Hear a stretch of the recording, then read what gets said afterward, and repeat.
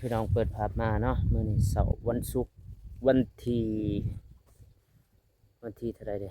23บ่23บ่มื้อนี้วันที่หยัง23 24บ่ก็ยาแหละพี่น้องก็อยู่สวนเนาะมื้อนี้คือเก่าเนาะพี่น้องเนาะเพราะว่ามาฉีดยาอยากให้มันแล้วเพราะว่ามันฮอดยามฮอดฤดูเนาะพี่น้องเนาะฮอดยามฉีดยาฆ่าเพลี้ยเนาะพี่น้องบ่ให้เพลี้ยมันจับ ถ้าว่าส่วนทางหลังบ่ฝนนี่ฉีดแล้วน้องชายเพิ่นมาฉีดวันนี้เนาะแล้วก็ทางหน้าของบ่ฝนฉีดแล้วเนาะนี่ฉีดวันนี้เนาะพี่น้องเนาะ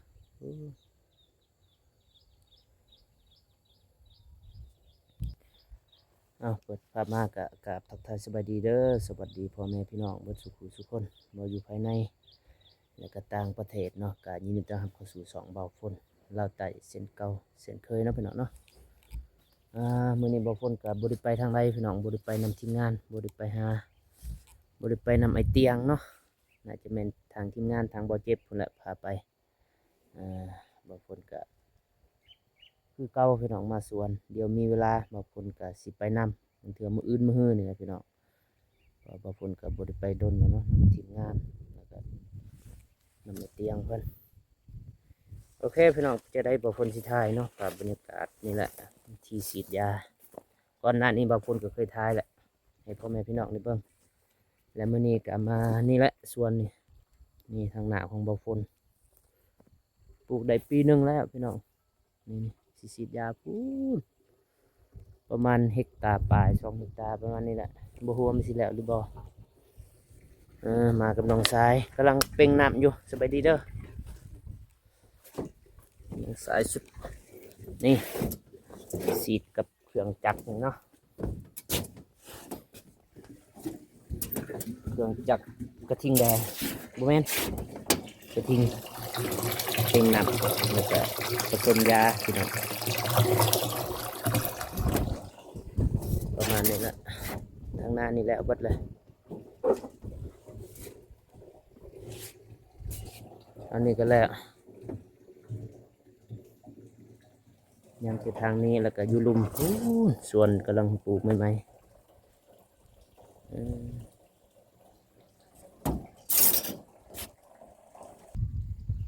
ตีนเนี่ย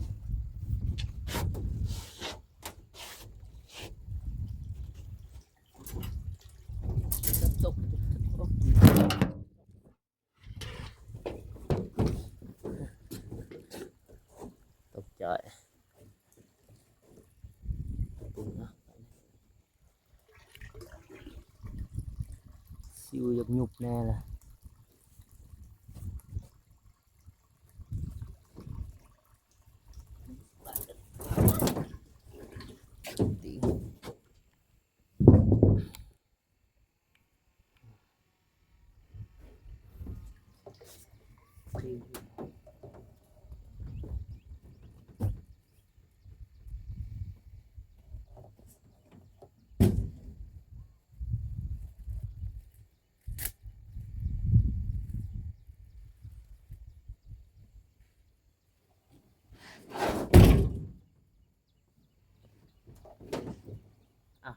ตัดปากเกี่ยวฉีดยานะพี่น้องเนาะใส่ผ้าปากก่อนป้องกัน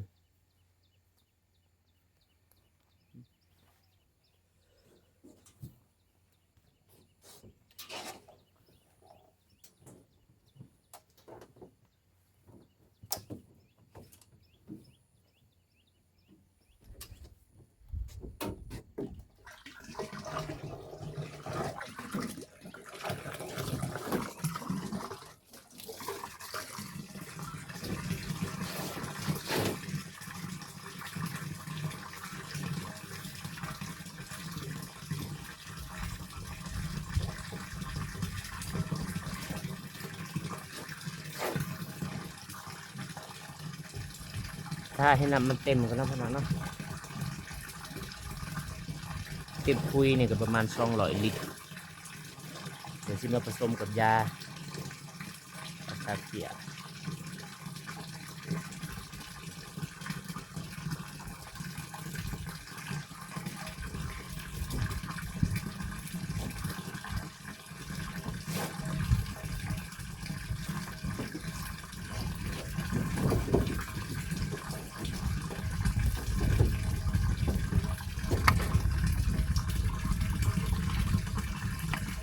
ตัวนี้จะเป็นยาบำรุงเนาะทั้งบำรุงทั้งสารจับใบแล้วเราสีดมันจะได้คุณภาพ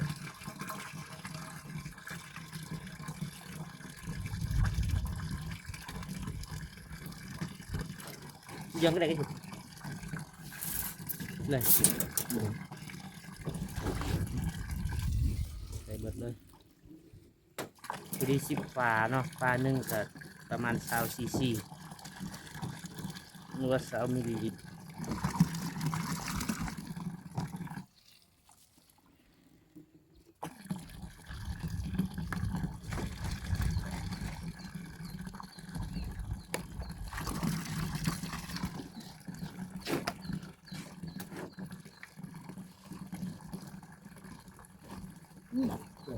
เนื้อมัน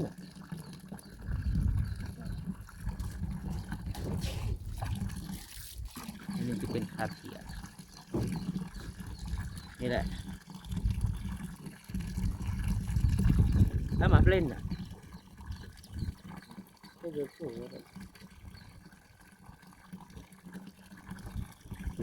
มินเนาะยาน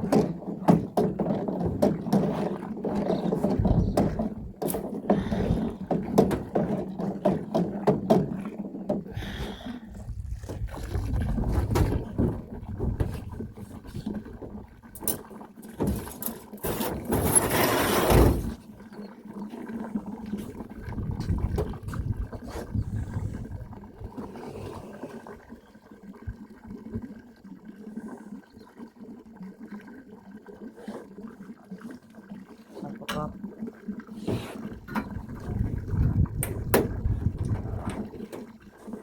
ให้มือจับเป็นประกอบเนาะตัวคนมือสีดแต่ว่าผู้นี้ก็อยู่นี่แหละตัวคนสั่งอะไรก็ติดตาม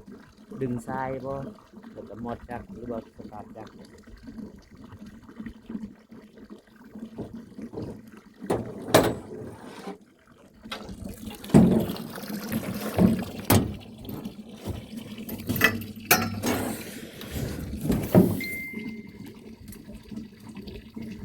กรอบหันทรายมันเข้ากันแล้วก็มาจุ่มใส่เนาะ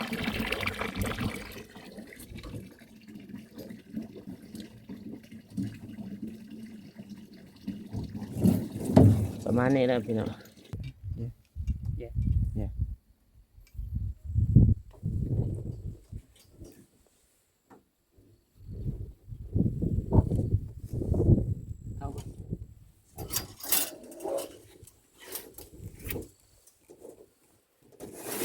จ่าให้แล้วมันได้เยอะก็รักเลยมันก็รักสุดมันมาไม่ต้องก็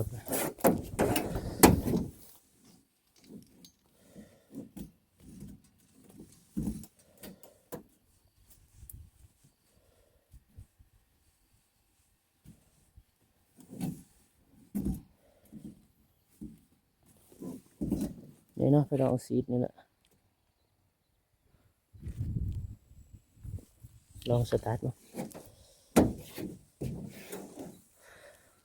น้ำมันยังลายวะ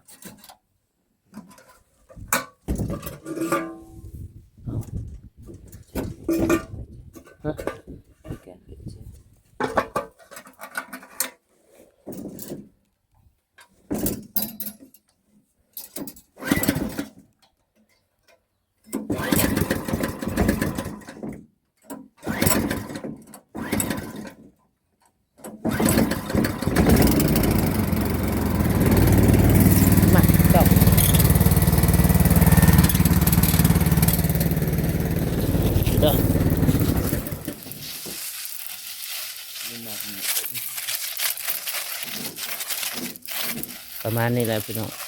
แต่บางคนก็สิบ่ไทยละเอียดปานใดบ่ได้ไทยอันนี้เพราะว่าสิซีดแหน่แล้วก็ทางน้องเพิ่นสิเบิ่งจักแหน่แล้วก็บ่ละเอียดปานใด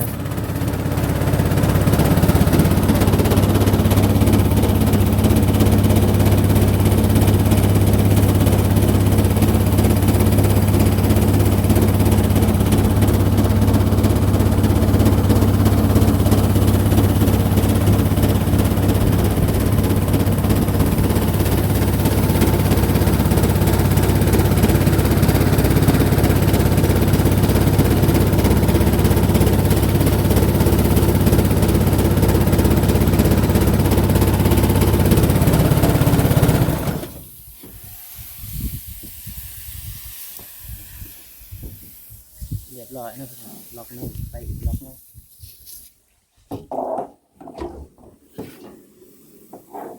ไหนหลุดล่ะมันมาล่ะ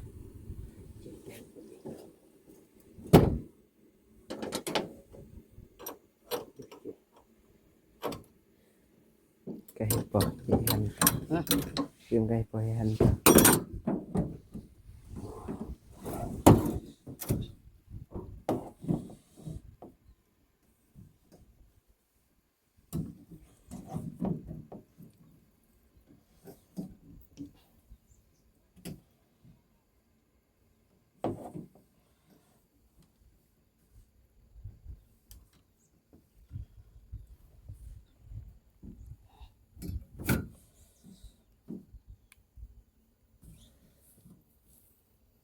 เนี่ยเล็กก็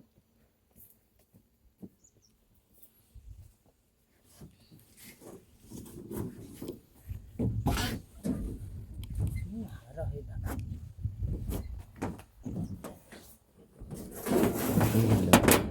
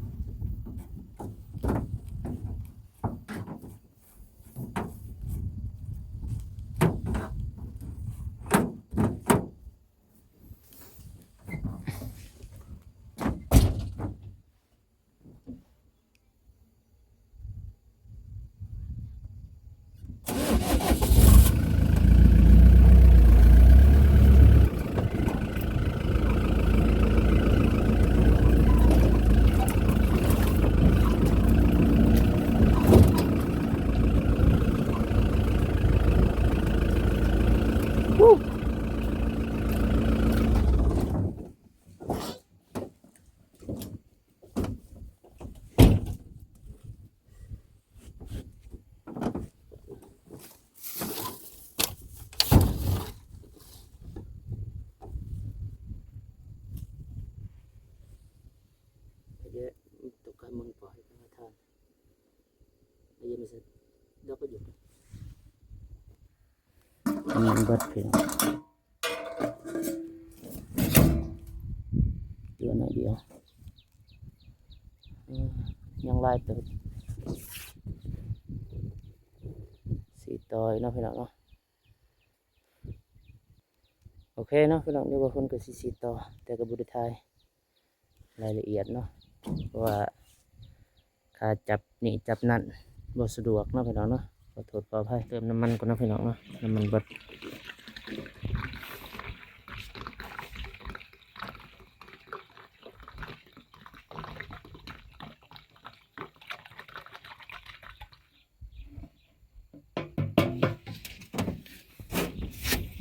อัดดีใส่ได้อัด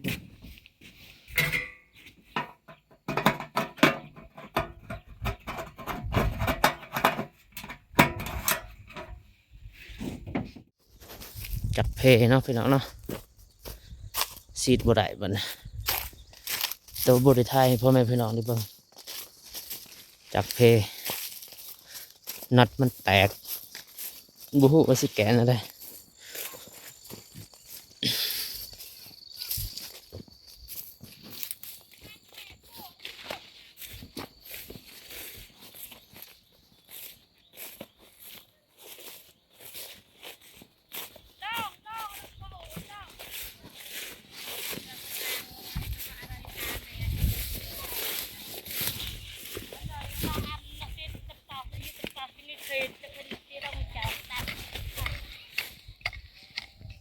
ดีเด้อ đi nhà ตายหญ้าถางหญ้าเสียหญ้าตัดหญ้าจักแตกฉีดไม่ได้น็อตมันแตกบ่มีบ่มีแนวอัดอยู่เซนน่ะที่นี่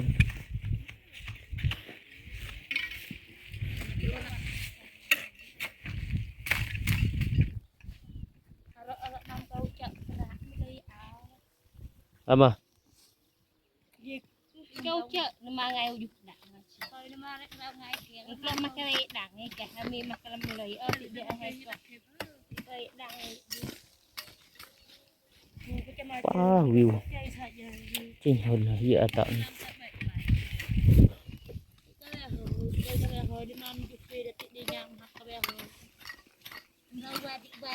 ไปดีเด้อ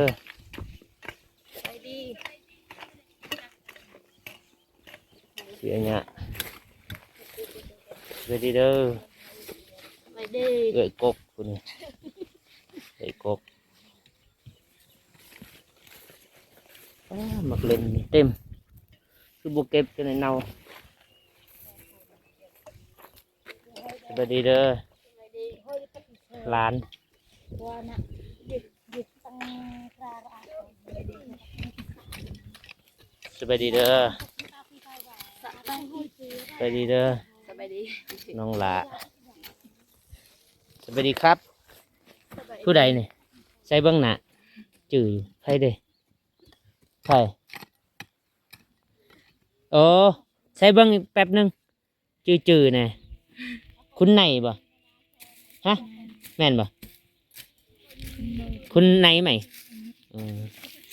ใหญ่ไวเนาะจนบ่จืด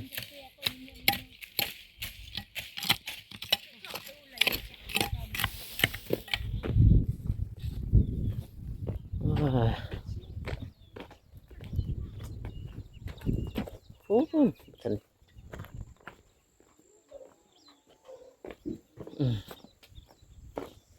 น้ำ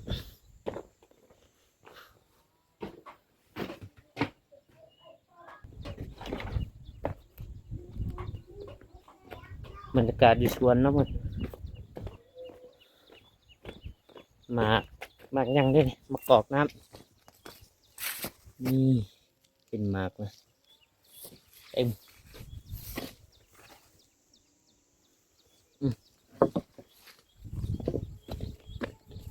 มะพร้าวทุเรียนสตรอเบอรี่นะตายเบิดเลย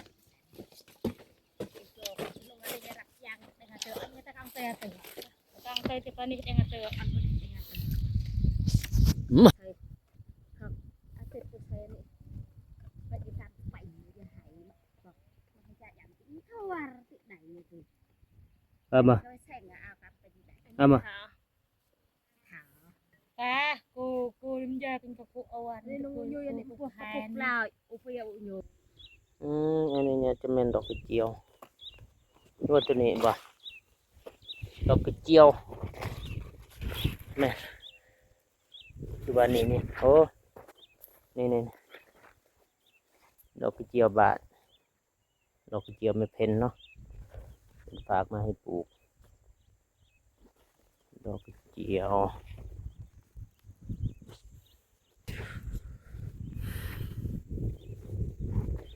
กับประมาณนี้เนาะพี่น้องเนาะมีแต่บ่พ้นก็สิขอจบคลิปเนาะแล้วก็สิเดินทางไปสู่เครื่องจักรเนาะเพราะมันเพแน่โอเคไปจะได้บ่พ้นกับปกใจพญาสิบุญที่สุดทานเนาะที่เขามาเบิ่งมาติดตามรับชมช่องของบ่พ้นแต่ต้นจนจบเนาะบ่พ้นขออวยพรให้พญาสิบุญที่ทุกท่านจงอยู่เย็นเป็นสุขเด้อสุขกายสุขใจสุขภาพแข็งแรงคนเจ็บบ่ได้ความไข้บ่มีและไม่รวยปรารถนาสิ่งใดขอให้ได้สิ่งนั้นสมดังปรารถนาเด้อสาธุโอเคพี่น้องมีแต่บ่พ้นก็สิขอจบคลิปเพียงเท่านี้เนาะพบกันคลิปต่อไปสำหรับคลิปนี้บ่พ้นขอกล่าวว่าสบายดีเด้อ